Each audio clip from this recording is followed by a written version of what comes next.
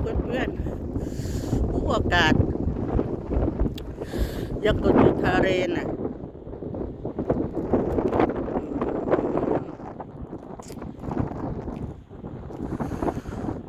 หนาวมาก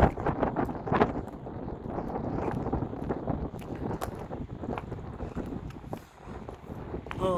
ยหนาวเย็น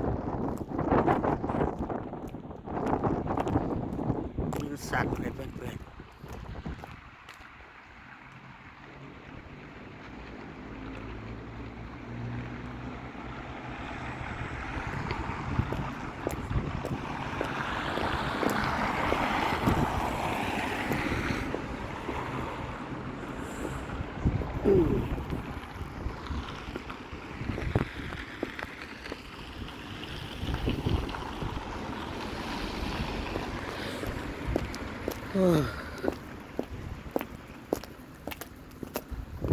ก็เดินมาทำงาน